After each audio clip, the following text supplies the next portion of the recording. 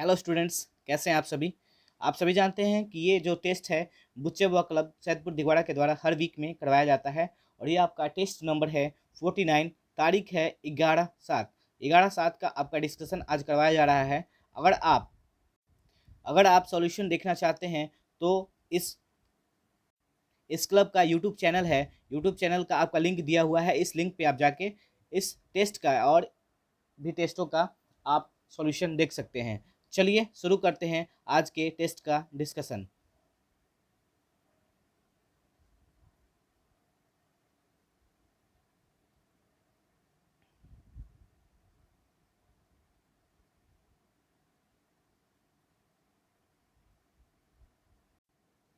Writ किसके द्वारा जारी किया जाता है?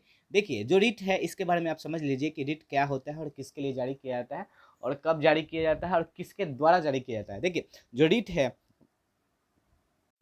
अगर भारत के किसी भी नागरिक के मौलिक अधिकारों का हनन होता है तो वो अपने अधिकारों के हनन के लिए वो सीधे आपका उच्च न्यायालय या उच्चतम न्यायालय के पास जा सकता है। और इसीलिए उच्चतम न्यायालय या सुप्रीम कोर्ट आपका उसके पक्ष में एक रिट जारी करेगा। और रिट 5 तरह के होते हैं। पहला, बंदी प्रत्यक्षीकरण। दूसरा, परम आदेश। तीसरा, प्रतिषेध। चौथा, अधिकार परीक्षा। और पांचवा, उत्प्रेषण। यानी इन पांचों में से कोई भी एक रिट उस व्यक्ति के मौलिक अधिकारों के अनुसार उच्च न्यायालय या उच्चतम न्यायालय यानी हाई कोर्ट या आपका सुप्रीम कोर्ट जारी कर सकता है। ठीक है, तो आप जान गए रिट किसके द्वारा जारी होता है, उच्च न्यायालय या उच्चतम न्यायालय। ठीक है, उच्चतम न्यायालय। देखिए, जब उच्चतम न्यायालय जारी करेगा यानी सुप्रीम कोर्ट, तो ये आपका आर्टिकल 32 के अनुसार करेगा। और जब उच्च न्यायालय करेगा तो आर्टिकल 226 के अनुसार आपका रिट जारी करेगा। चलिए नेक्स्ट क्वेश्चन की तरफ बढ़ते हैं। नेक्स्ट क्वेश्चन है कि कोई राज्य उन अधिकारों द्वारा जाना जाता है जिन्हें वह बनाए रखता है। यह कथन किसका है? मैकियावेली, लास्की, मार्शल या जेएस मिल? यह कथन है लास्की। लास्की ने ही कहा था कोई राज्य उन अधिकारों द्वारा जाना जाता है जिन्हें वह बनाए रख सकता है। चलिए, इसका आंसर हो गया लास्की। चलिए नेक्स्ट क्वेश्चन की तरफ बढ़ते हैं। नेक्स्ट नेक्स्ट क्वेश्चन है आपका, अशोक ने किस बौद्ध साधु से प्रभावित होकर बौद्ध धर्म को अपनाया था? आप सभी जानते हैं विश्व में बौद्ध धर्म के प्रचार प्रसार के लिए जो प्रमुख नाम आता है वो अशोक आता है। जब आपका कलिंग युद्ध हुआ था उसके बाद जब अशोक का मन परिवर्तन हो गया था, उस समय उसने एक साधु से बहुत ही प्रभावित हो गया था और उस साधु का नाम है उपगुप्त। इसी साधु के प्रभावित होकर उसने बौद्ध धर्म को अपनाया था। आप जान गए अशोक ने किस बौद्ध साधु से प्रभावित होकर बौद्ध धर्म को अपनाया था। तो इसका सही आंसर हो गया उपगुप्त। चलिए नेक्स्ट क्वेश्चन की तरफ बढ़ते हैं। नेक्स्ट क्वेश्चन है आपका, 1 नवंबर 1858 को रानी की उद्घोषणा जारी करने के लिए शाही दरबार कहाँ आयोजित किया गया था? ऑप्शन में लखनऊ है, कानपुर है, कोलकाता है, इलाहाबाद है। देखिए, 1 नवंबर 1858 का जो शाही दरबार घोषित हुआ था, आयोजित हुआ था, वो आपका इलाहाबाद में हुआ था। ये देखिए, ये किस लिए हुआ था? जब 1857 का विद्रोह हुआ था उस समय तक, यानी उस समय तक ईस्ट इंडिया कंपनी का ही भारत पे राज था। लेकिन जब 1857 का विद्रोह हुआ तब वहाँ के रानी ने ये महसूस किया कि भारत पे अब ईस्ट इंडिया कंपनी का शासन चल नहीं सकता है। तो उसने 1 नवंबर 1858 को इलाहाबाद में एक शाही दरबार लगाया और उसके तहत भारत आपका सीधे ब्रिटिश यानी जो ब्रिटेन की रानी थी उसके ताज के अंतर्गत आ गया। यानी उसका शासन सीधे ब्रिटेन से संचालित होता था। इसके पहले ईस्ट इंडिया कंपनी भारत की शासन को संभालती थी। तो आप पता चल गया, ये हो गया आपका आंसर, आपका इलाहाबाद। इलाहाबाद मतलब 1858 का जो शाही दरबार था वो आपका इलाहाबाद में हुआ था। ठीक है, चलिए नेक्स्ट क्वेश्चन की तरफ बढ़ते हैं। नेक्स्ट क्वेश्चन है आपका, तेज बहादुर सप्रू जो एक क्रांतिकारी थे उनका संबंध किस पार्टी से था? तेज बहादुर सप्रू का संबंध लिबरल पार्टी से था। तो आपका सही आंसर हो जाएगा, तेज बहादुर सप्रू लिबरल पार्टी से संबंधित थे। चलिए नेक्स्ट क्वेश्चन है आपका, छठा क्वेश्चन है, कोलकाता, मद्रास और मुंबई में उच्च न्यायालय निम्नलिखित में से किस वायसराय के कार्यकाल में अस्तित्व में आया? वारेन हेस्टिंग्स, कैनिंग, लॉरेंस या डलहौजी?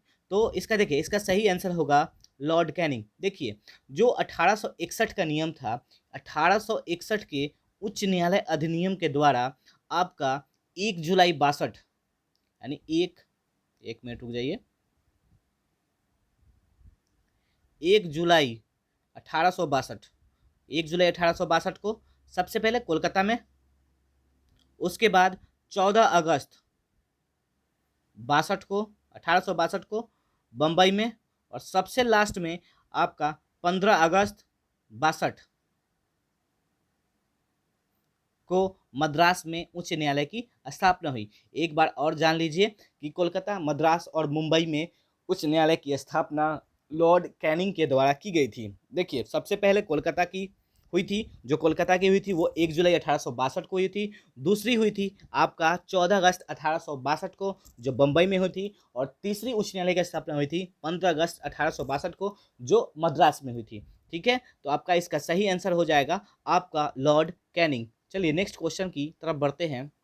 नेक्स्ट क्वेश्चन कह रहा है कि अफीम युद्ध किन दो देशों के बीच में लड़ा गया था? देखिए, तो अफीम युद्ध है वो किन दो देशों के बीच में लड़ा गया था? ऑप्शन में अमेरिका भारत, ब्रिटेन चीन, ब्रिटेन अमेरिका या अमेरिका या चीन है। इसका सही आंसर हो जाएगा ब्रिटेन और चीन। जो अफीम युद्ध है ब्रिटेन और चीन के मध्य में हुआ था। चलिए नेक्स्ट क्वेश्चन की तरफ बढ़ते हैं।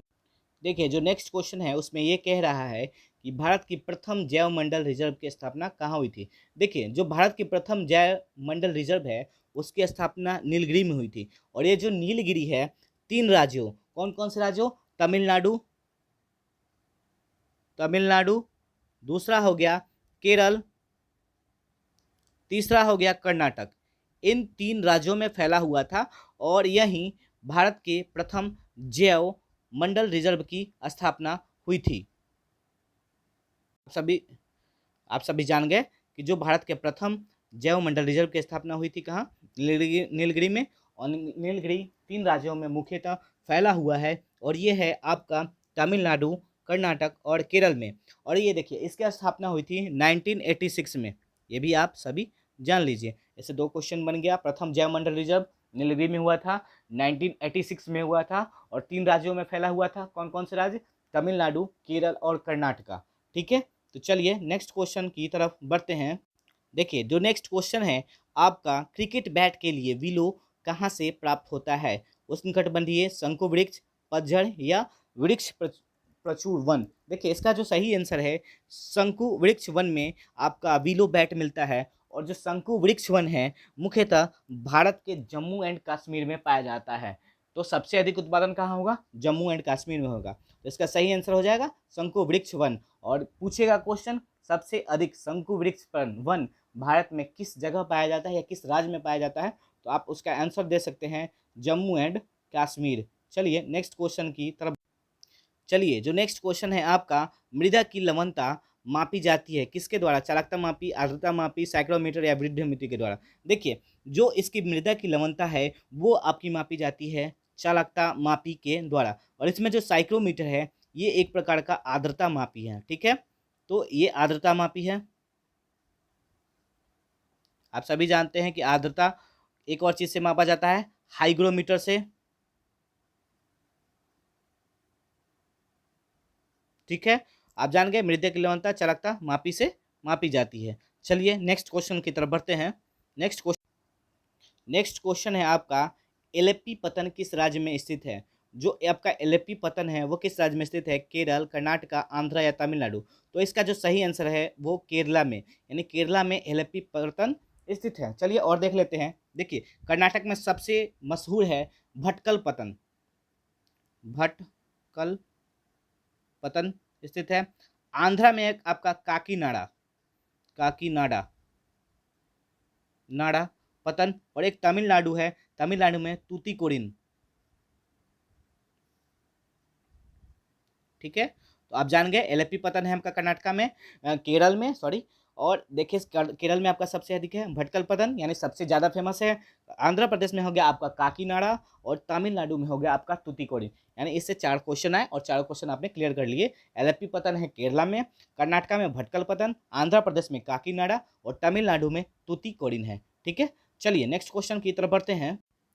चलिए जो ये क्वेश्चन है, अंडमान निकोबार द्वीप में गद्देदार चोटी कहाँ स्थित है? देखिए गद्देदार चोटी का मतलब है सैडल पीक, ठीक है। तो आप सभी जानते हैं कि जो अंडमान निकोबार का गद्देदार चोटी है वो आपका उत्तरी अंडमान में पाया जाता है। तो इसका जो सही आंसर है वो क्या हो गया? सही आंसर हो गया आपका उत्तरी अंडमान। या जो सैडल पीक है, सैडल पीक, वो आपका कहाँ है जी? उत्तरी अंडमान में पाया जाता है। चलिए नेक्स्ट क्वेश्चन की तरफ बढ़ते हैं। चलिए जो नेक्स्ट क्वेश्चन है आपका, किस पर्वतीय स्थल का नाम वज्रपात स्थल है? गंगटोक, मासिनराम, दार्जिलिंग, थिम्पू। थिम्पू आप जानते हैं भूटान की राजधानी है, दार्जिलिंग असम में है, मासिनराम सबसे अधिक वर्षा होने वाला क्षेत्र है, गंगटोक सिक्किम की राजधानी है। चलिए तो इसका जो सही आंसर है दार्जिलिंग है। देखिए दार्जिलिंग का अर्थ क्या होता है? दार्जी मतलब होता है आपका वज्रपात, यानी दार्जी मतलब होता है वज्रपात और लिंग मतलब होता है स्थल। यानी जो दार्जिलिंग है वो आपका वज्रपात स्थल के नाम से प्रसिद्ध है। आपका सही आंसर होगा दार्जिलिंग। चलिए नेक्स्ट क्वेश्चन की तरफ बढ़ते हैं। देखिए जो नेक्स्ट क्वेश्चन है वो है, सूर्य या चंद्र ग्रहण में पृथ्वी की छाया कितने भागों में विभाजित हो जाती है? देखिए तो ये जो आपकी सूर्य ग्रहण है और चंद्र ग्रहण वो पृथ्वी के छाया को 2 भागों में विभाजित करती है। एक अम्बरा होता है, दूसरा पेनम्बरा होता है। सीधी बात जान लीजिए, सूर्य या चंद्र ग्रहण में पृथ्वी की छाया कितने भागों में विभाजित हो जाती है? तो वो 2 भागों में विभाजित हो जाती है। चलिए नेक्स्ट क्वेश्चन की तरफ बढ़ते हैं। चलिए नेक्स्ट क्वेश्चन है, किस दिन पृथ्वी सूर्य के सबसे निकट होती है? 23 सितंबर, 3 जनवरी, 4 जुलाई या 21 मार्च? देखिए जो सूर्य के सबसे अधिक निकट पृथ्वी है वो 3 जनवरी के दिन होती है और इस घटना को हम कहते हैं उपसौर। ठीक है, जब सबसे निकट होगी उस घटना का उपसौर कहेंगे और यह 3 जनवरी को होगी। और देखिए दूसरा क्वेश्चन आता है कि सबसे अधिक दूरी पे किस दिन होगी? तो सबसे अधिक दूरी पे यानी 4 जुलाई को होगी और इस घटना को हम अपसौर कहते हैं। ठीक है, सबसे अधिक दूरी पे रहेगी 4 जुलाई के दिन और इस घटना को अपसौर कहेंगे। सबसे निकट रहेगी 3 जनवरी के दिन और इस घटना को हम उपसौर कहेंगे। चलिए नेक्स्ट क्वेश्चन की तरफ देखते हैं और देखते हैं कौन सा क्वेश्चन है। नेक्स्ट क्वेश्चन है आपका, IR30 किस फसल की प्रजाति है? जो IR30 है वो प्रजाति है आपकी धान की। चलिए नेक्स्ट क्वेश्चन की तरफ बढ़ते हैं। नेक्स्ट क्वेश्चन है आपका, अंटार्कटिका के ऊपर ओजोन छिद्र का पता कब चला था? 85 में, 75 में, 80 में, 87 में? इसका जो सही आंसर है 1985 में। अब ये जान लीजिए कि जो अंटार्कटिका का जो सर्वे था, ये सर्वे जिसमें ओजोन छिद्र का पता चला था, वो उसमें 3 वैज्ञानिक थे। कौन कौन से वैज्ञानिक थे? एक फॉरमन थे, गार्डिनर थे और सैंकलिन थे। इन्होंने 1985 में ये पता लगाया कि ओजोन छिद्र अंटार्कटिका के ऊपर है। ठीक है, क्वेश्चन 1985 में हुआ था। 3 वैज्ञानिकों ने इसका पता लगाया था कि अंटार्कटिका के ऊपर ओजोन छिद्र है। चलिए नेक्स्ट क्वेश्चन की तरफ बढ़ते हैं। 18वां क्वेश्चन है, 2 धातुओं का सोल्डरन किस गुण के कारण संभव होता है? क्वेश्चन पहला है प्रसरण, आसंजन, पृष्ठीय तनाव या संयंत्र? इसका सही आंसर होगा आसंजन। देखिए जो 2 धातुओं का सोल्डरन होता है आसंजन के कारण होता है। इसमें क्या होता है, 2 धातुओं के जोड़ पर जब हम उष्मा डालते हैं तो उसमें का जो सोल्डर है वो पिघलने लगता है और वो क्या करता है, जोड़ के बीच में वो घुस जाता है और ये इस कारण होता है। और जो चिपक जाता है केशिकत्व के कारण होता है। तो आप सीधी बात जान लीजिए कि जो आपका 2 धातुओं के बीच में सोल्डरन होता है वो आसंजन बल के कारण होता है। इसमें उष्मा के द्वारा हम सोल्डरन करते हैं और वो धातु क्या होता है, उन 2 धातुओं के बीच में प्रवेश कर जाती है। चलिए नेक्स्ट क्वेश्चन की तरफ बढ़ते हैं। नेक्स्ट क्वेश्चन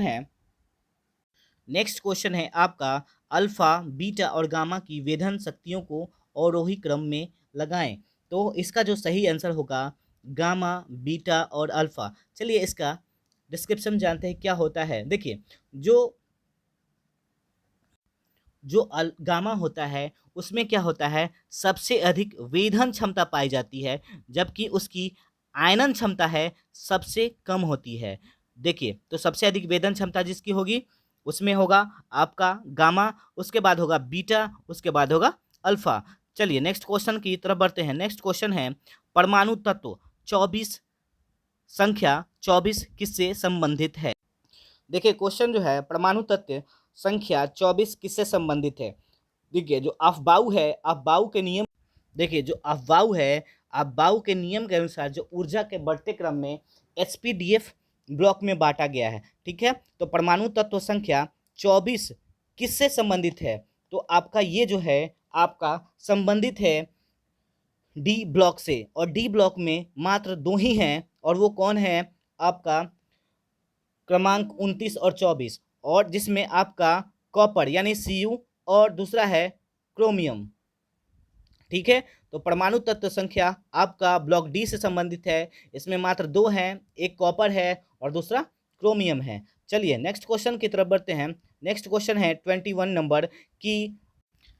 नेक्स्ट क्वेश्चन है कि स्टील में आयरन का प्रतिशत क्या होता है? देखिए जो इसमें आयरन का प्रतिशत होता है 98.9 होता है, जबकि कार्बन का प्रतिशत होता है 0.1 टू 1.5%।